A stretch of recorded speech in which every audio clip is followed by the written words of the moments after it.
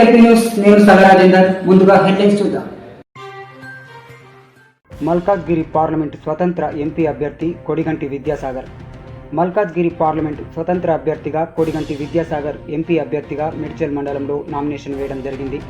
ఈ సందర్భంగా వారు మాట్లాడుతూ స్థానిక ఈ యువకులతో కలిసి రాబోయే ఎంపీ ఎన్నికల్లో స్వతంత్ర అభ్యర్థిగా బరిలో నిలుస్తున్న తనకు ఓటు వేసి గెలిపించాలని ప్రజలను కోరారు. తనను ఎంపీగా గెలిపిస్తే ప్రశ్నించే గొంతుగా అవుతాను అన్నారు.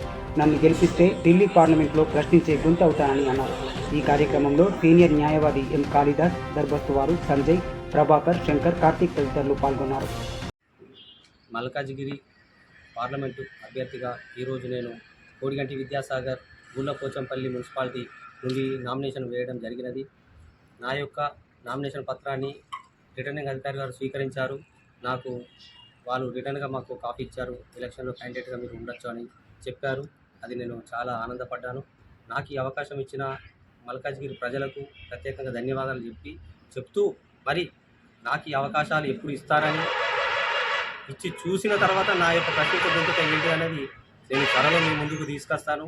పార్లమెంట్లో ఏ విధంగా అయితే మనము అన్యాయం జరుగుతుందో రాష్ట్ర ప్రభుత్వాల మీద కానీ కేంద్ర ప్రభుత్వాలు మనకు ఏదైతే అన్యాయం చేస్తుందో ఆ దానిపైన నేను ప్రశ్నించే గొంతుగా నిలబడతానని నేను భగవంతుని ప్రమాణపూర్వకంగా నేను చెప్పడం జరుగుతున్నది. దానివల్ల ఏంది అని అంటే ఎప్పుడూ ధనవంతులు, దోపిడీదారులు, దొంగలు, కబ్జాదారులు ఇదేనా ఈ రాజకీయము చేసే వాళ్ళది? ఇది నేను ప్రశ్నించడానికి నా గొంతులో ప్రాణంత మటుకు నేను ప్రశ్నిస్తూనే ఉంటాను. నాకు ఎలాంటి అవకాశం వస్తే ఆ విధంగా నేను ఫాలో అవుతుంటాను. నాకు ఏదైనా అపాధ జరిగినా కూడా ప్రజలు మీరు అండదండలు ఇస్తారని, అండదండగా నిలబడతారని మాకు ఒక లాయర్ గారు ప్రజల తరఫున నా ప్రాణాన్ని కూడా త్యాగం చేయడానికి సిద్ధమే. ఇది మాటలు కాదు, ఈ శాశ్వతమైన నిర్ణయంగా నేను భగవంతుడి సాక్షిగా నేను ప్రమాణం చేసి చెప్తున్నాను. జై భారత్. ముందుగా కొడిగంటి విద్యాసాగర్ నేటి నామినేషన్ పర్వం సక్సెస్ఫుల్గా అయిపోయింది నా ఆధ్వర్యంలో. దానికి నేను చాలా సంతోషిస్తున్నాను. మల్కాజ్గిరి కాన్స్టిట్యూషన్స్ నుంచి యాజ్ ఎ ఎంపీగా ఈయన గెలుస్తాడనే ఒక నమ్మకాన్ని మీరందరూ కలిగిస్తారని ఆశిస్తున్నాను.